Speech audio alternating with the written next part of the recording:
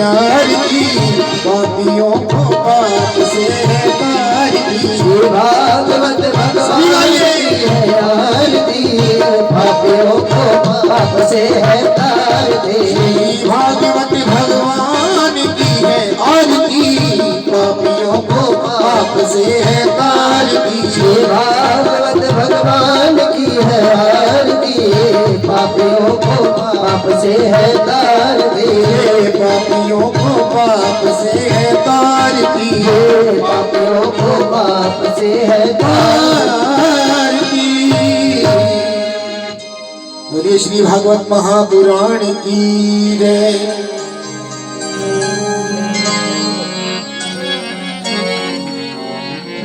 राधा राधा कृष्ण राधा श्री राधा राधा राधा कृष्ण राधा श्री राधा राधा राधा कृष्ण राधा। जय राधा राधा राधा कृष्ण राधा श्री राधा राधा राधा कृष्ण राधा। हाँ से सभी लोग जय हो।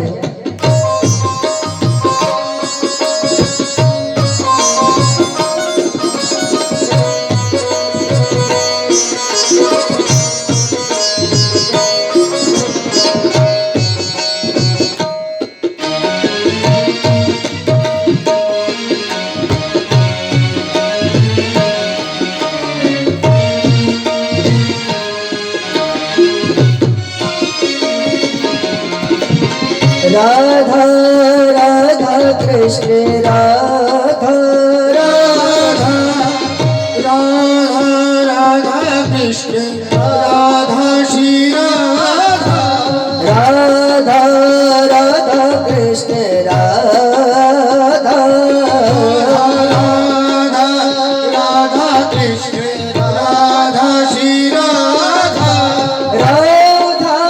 राधा कृष्ण राधा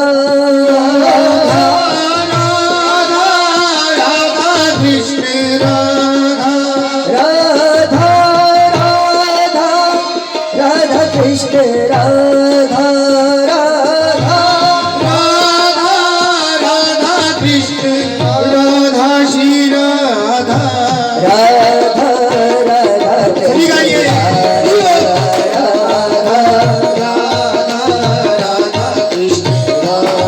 श्री राधा राधा कृष्ण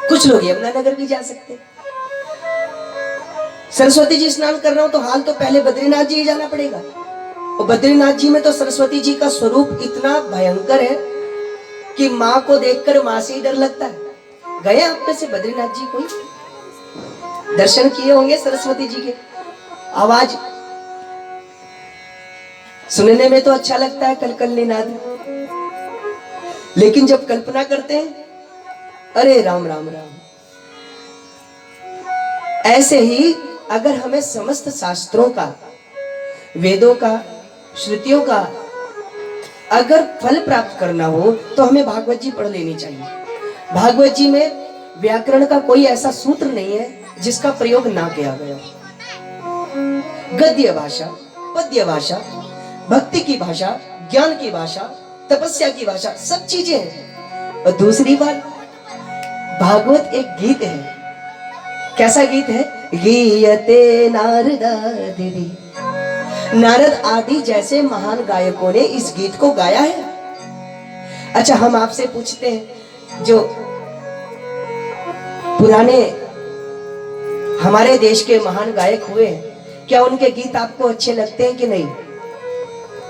कई बार तो हमने ये भी कहते सुना है कि जो आनंद पहले के गीतों में हुआ करता था वो अब के गीतों में नहीं है। कहते हैं कि नहीं?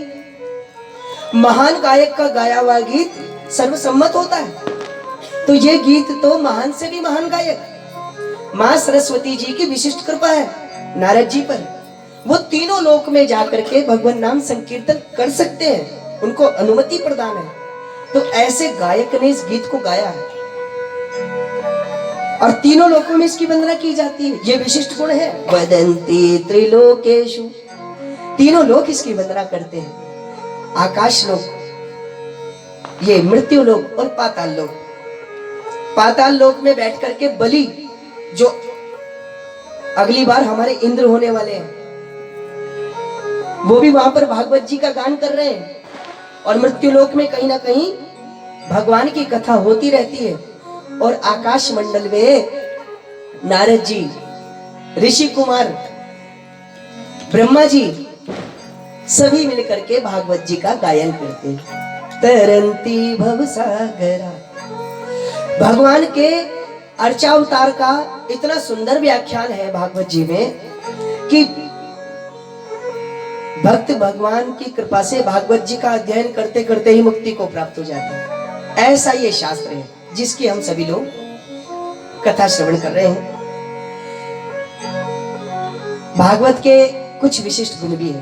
भागवत में 4 शब्द हैं। भा, भा माने भास्कर, ग माने गति, ज्ञान की गति, व माने वैराग्य, उच्च कोटि का वैराग्य है।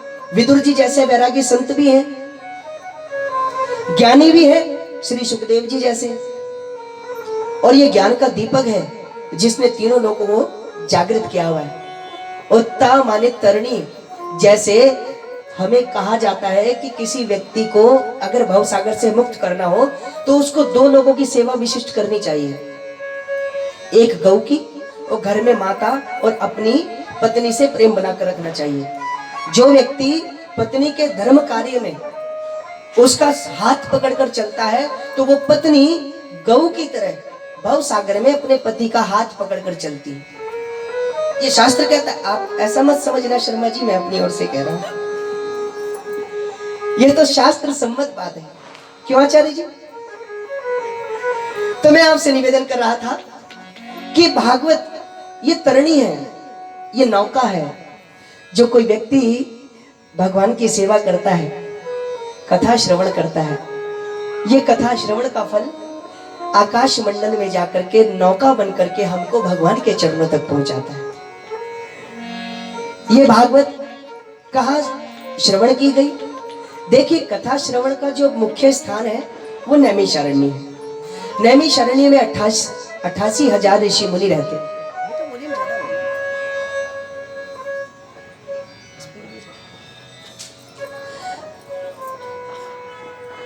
मैं आपसे निवेदन कर रहा था, नैमिषारण्य तीर्थ में 88,000 ऋषि मुनियों की कल्पना है। और कल्पना ही नहीं है, सत्य भी है।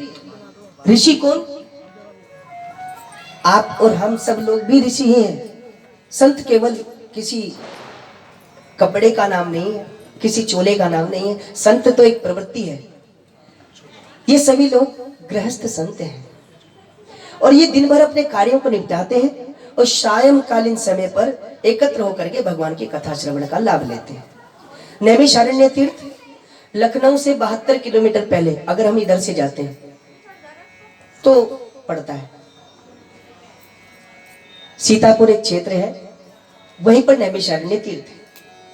88,000 ऋषि मुनि वहां पर रहते हैं और प्रातः कालीन अपने कार्यों से निवृत्त हुए और सायंकालीन बैठ करके कथा श्रवण का लाभ ले रहे हैं। एक दूसरे को कथा सुना रहे हैं। कभी कोई वक्ता बन जाते हैं और कभी कोई वक्ता बन जाते हैं। इतने में अचानक से एक महान संत का उनके बीच में आविर्भाव हुआ। वो थे महर्षि सूत जी। महर्षि सूत जी के सम्मुख सभी संतों ने प्रणाम किया।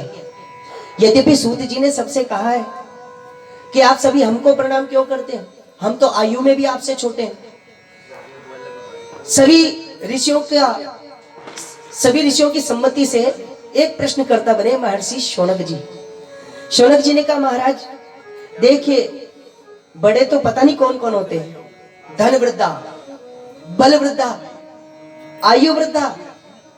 कोई धन में बड़े होते हैं, कोई बल में होते हैं, कोई आयु में होते हैं, लेकिन हमारे यहाँ तो वो बड़ा होता है जो ज्ञान में बड़ा हो। हमारी भारत भूमि पर ज्ञान की महत्वता ज्यादा है।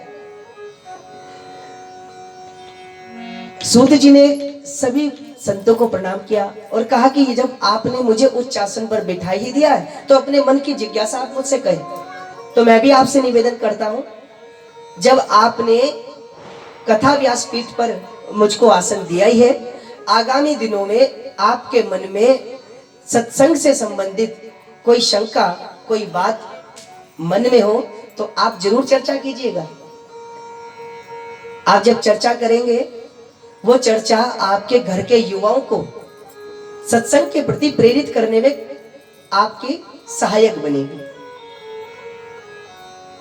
धर्म और विज्ञान का संगम होना बहुत आवश्यक है। तो मैं आपसे निवेदन कर रहा था कि शौनक जी ने एक ही प्रश्न किया, महाराज हम न जाने कितने समय से सत्संग करते आ रहे हैं, लेकिन हमारे मन को संतुष्टि नहीं हुई। हम कोई ऐसी कथा, ऐसा प्रसंग सुनना चाहते हैं जिसको सुनने के बाद और कुछ सुनना बाकी ना रहे। तो श्री सूत जी ने कहा कि आज आप सभी लोगों को मैं ऐसा प्रसंग सुनाऊंगा जिसको सुनने के बाद वाकई में आपके मन में कोई शंका रहेगी नहीं।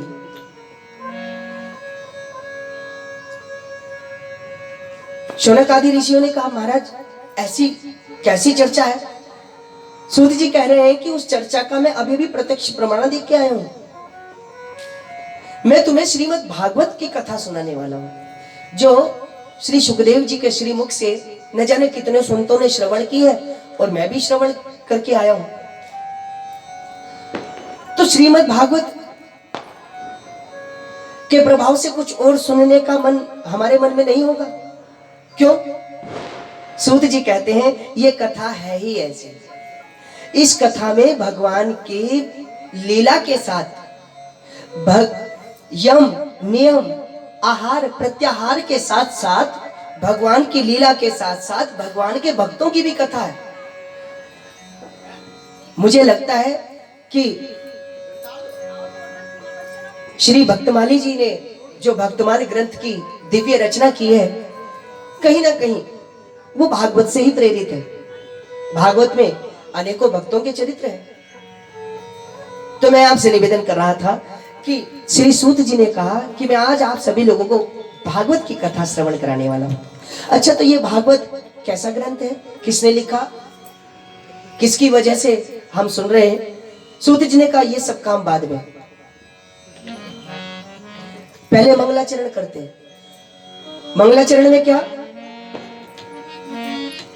सच्चिदानंद रूपाय विश्वोत्पत्त्यादि हेतवे तापत्रय विनाशाय श्री कृष्णाय वयं नमः।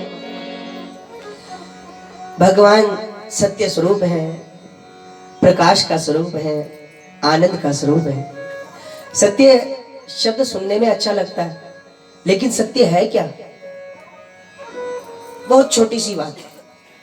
हम आपसे पूछते हैं कि आज सूर्य पूरब से उदय हुआ था, बताओ मैं सत्य बोल रहा हूं कि असत्य? बताएं बताएं। सत्य है। प्रश्न का उत्तर जरूर देना। ये प्रश्नोत्तरी करते करते ही ग्रंथों की रचना हो गई है। और हमारा तो सनातन धर्म महान है, यहाँ पर कथा के बीच में प्रश्न करने की, प्रश्न पूछने की अनुमति है, वरना और पंथों में इतनी अनुमति नहीं है। वहां तो जो कह दिया वो फाइनल है। लेकिन हमारे यहाँ प्रश्नोत्तरी में शास्त्र बन गए, जिज्ञासा समाधान में शास्त्र बने हैं। श्री शंकराचार्य जी से किसी ने पूछा, गुरुदेव मुकोस्ति को वा बदिरश्य को वा, कौन गूंगा है कौन बहरा है? शंकराचार्य भगवान कहते हैं जिसकी जिह्वा नहीं वो गूंगा नहीं है, जिसके कान नहीं वो बहरा नहीं है। बहरा कौन? वक्तुम न यक्तुम समये समर्थः, जो समयानुकूल वार्तालाप ना कर सके वो व्यक्ति गूंगा है। और तथ्यम सुपथ्यम न शृणोति वाक्यम, जो कल्याणकारी वचनों को ना सुने वो बनवा के बिहारी लाल की। तो मैं आपसे पूछ रहा था, सूर्य आज पूरब से निकला, ये सत्य है या असत्य है? पक्का? पर मैं कहता हूं असत्य है। अब मैं आपको सिद्ध करके दिखा। हम तो आपसे कह रहे हैं कि सूर्य रोज पूरब से निकलता है। निकलता है कि नहीं? तो निकलता है, निकला था का क्या मतलब? वो तो रोज ही पूरब से निकलता है। अगर आज विशेष निकला होता तो मुझे कहना चाहिए था कि सूर्य पूरब से निकला था। नहीं, कल भी सूर्य पूरब से उदय होगा, पिछले कल भी पूरे सूर्य पूरब से उदय हुआ था, और आगामी दिनों में भी, आगामी वर्षों में भी सूर्य। तो सत्य तो यह है कि सूर्य पूरब से उदय होता है। हाँ, सत्य है शर्मा जी। बस इस बात का अंतर ही सत्य का नाम है। एक प्रसंग मुझे याद आता है। अच्छा, हम आपसे पूछते हैं, भगवान का नाम सत्य हमेशा है कि नहीं? है नहीं, लेकिन हमने उसको एक विशेष जगह के लिए छोड़ा हुआ है, राम नाम। अगर आप बोलते हैं तो गलत हो जाएगा। लोग कहते हैं राम राम राम, व्यास जी ने अपशकुन कर दिया। परवाह के बिहारी लाल की। हमारे साथ के तो एक ब्रह्मचारी जी, आचार्य जी, नजीबाबाद में एक शादी में ब्रह्मचारी जी को मार तक खानी पड़ी इस बात के लिए। विवाह के समय फेरे माला डल रही थी, अब वो बोले राम का नाम सत्य है, राम नाम सत्य है। लोग बोले, अरे भैया शादी कराने आए कुछ और कराने आए। यद्यपि उन्होंने झूठ नहीं बोला, सत्य बोला। राम का नाम तो सदा सर्वदा सत्य है, लेकिन हमने नाम को भी जगह में बांट दिया। मैं आपसे यही निवेदन कर रहा था कि सत्य में और असत्य में केवल क्षणिक अंतर है। जो क्षणिक अंतर हम पहचान लें तो हम सत्य स्वरूप को पहचान सकते हैं। ये जो प्रकाश है, ये जो माइक का करंट है, ये सत्य है। इसके बगैर माइक नहीं चलेगा, प्रकाश के बगैर लाइट नहीं चलेगी। और भगवान आनंद का स्वरूप है। जो व्यक्ति भगवान की शरणागति ले लेता है उसके जीवन में आनंद ही आनंद हो जाता है। मुरली वाले से जिसका संबंध है उसके जीवन में आनंद ही आनंद है। तो मैं आपसे निवेदन कर रहा था, भगवान को प्रणाम किया गया। तापत्रय विनाशाय विश्वोत्पत्त्यादि हेतवे तापत्रय विनाशाय श्री कृष्णाय वयं नमः। भगवान विश्व की उत्पत्ति और लय का कारण है। तापत्रय, तीन प्रकार के ताप हमें परेशान करते हैं, भौतिक, आध्यात्मिक और दैविक। दैविक ताप से तो 8 महीने की अभी समस्या हम लोग झेल के आए ना। आध्यात्मिक ताप, व्यक्ति के पास सब कुछ है फिर भी संतुष्ट नहीं है, वो आध्यात्मिक ताप है। उसके जीवन में अध्यात्म की कमी है।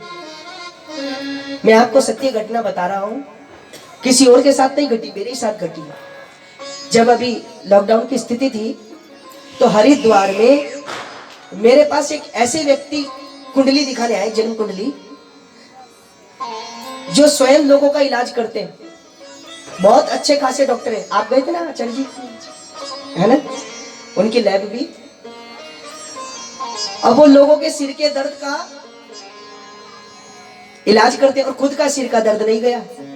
इसका मतलब ये नहीं कि वो अपनी बीमारी का इलाज नहीं कर सकते। उनके जीवन में अध्यात्म की कमी थी, जीवन में आध्यात्मिक संदेश पहुंचा, आज वो अध्यात्म के साथ पूर्ण रूपेण संतुष्ट है। भौतिक ताप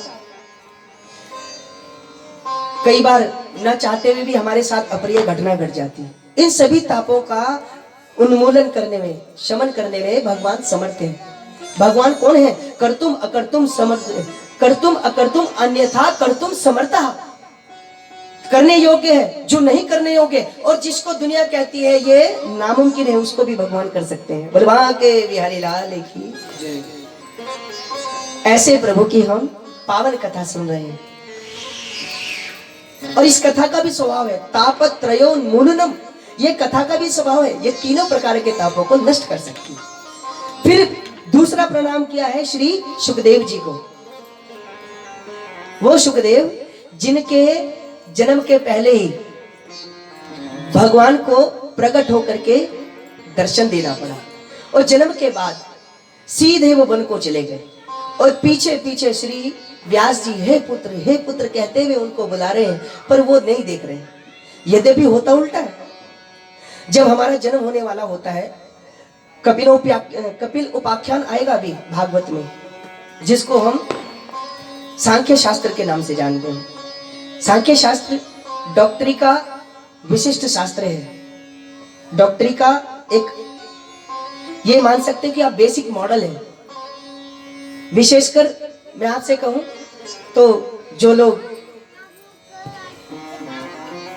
जीव विज्ञान के जो विशेष डॉक्टर होते हैं, उनके लिए तो ये बिल्कुल बेसिक मॉडल है, बेसिक आधार है। कैसे? उसमें जीव के गर्भाधान की स्थिति का वर्णन किया गया, और जब सप्तम स्थिति में, सप्तम माह में जब जीव गर्भ में होता है, तो उसको गर्भ की सारी समस्याएं उसके सामने से होकर गुजरती है। मल मूत्र और मिर्ची, न जाने क्या क्या, उसको वो भगवान से प्रार्थना करता है, अपने कर्मों को याद करता है। हे प्रभु, आप मुझको इस नरक से बाहर निकाले। शंकराचार्य भगवान कहते हैं गर्भवासे समादुखम न भूतो न भविष्यति।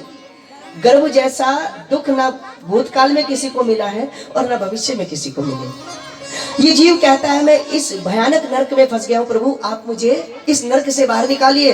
भगवान कहते ना, पिछले जन्म में तुमने मेरा भजन नहीं किया, इसलिए मैं तुम्हें इस नरक में यातना दूंगा।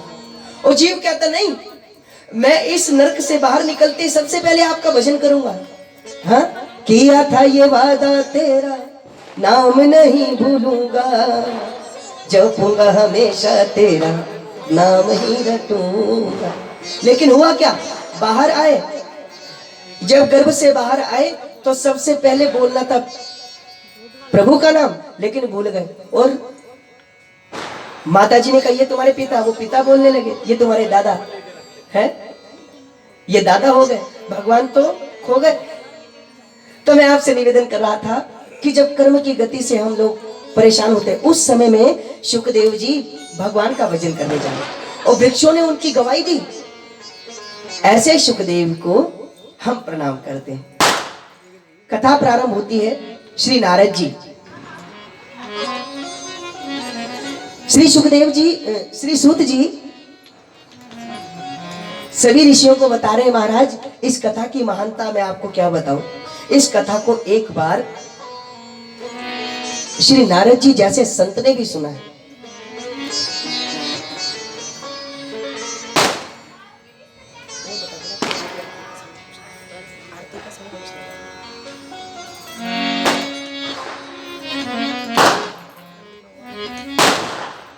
तो मैं आपसे निवेदन कर रहा था, जब नारद जी का नाम आया तो सभी संतों ने कहा महाराज नारद जी जैसा संत जो कहीं पर भी केवल गाय के दूहने तक के समय से, गाय के दूहने के समय तक गाय के दूहने के समय तक रुकते हैं, ऐसे नारद जी ने कथा सुनी होगी। हाँ सुनी थी। एक बार की बात, नारद जी बड़े परेशान होकर के बद्रिका क्षेत्र में घूम रहे हैं और उनको चारों ऋषि कुमारों के दर्शन हुए।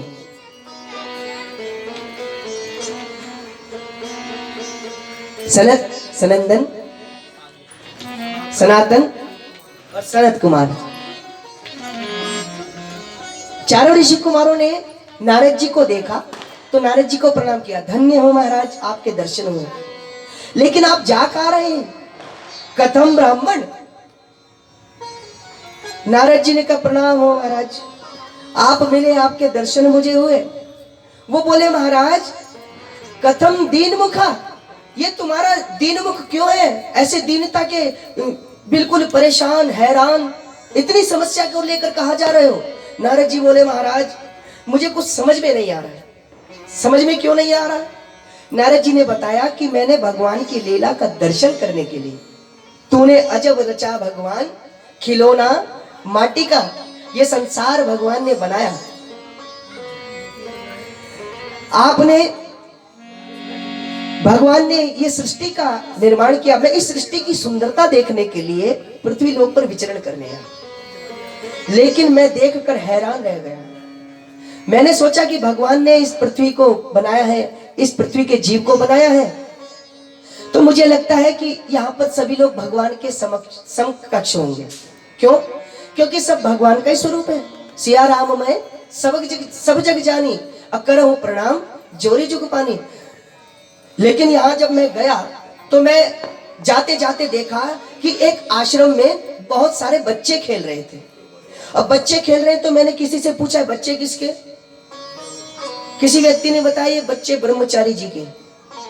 ब्रह्मचारी जी और इतने सारे बच्चे। मैं थोड़ा और आगे गया, मैंने एक बहुत बड़े भवन को देखा, साज सज्जा, बहुत धनिक भवन लग रहा था। मैंने किसी से पूछा कि ये भवन किसका है? बोले त्यागी जी महाराज का। त्यागी जी महाराज और इतना बड़ा भवन। मुझे बड़ा क्षोभ हुआ। मैं और आगे गया तो देखा कि आश्रम के आगे बहुत सारे लोग शोर मचा रहे हैं।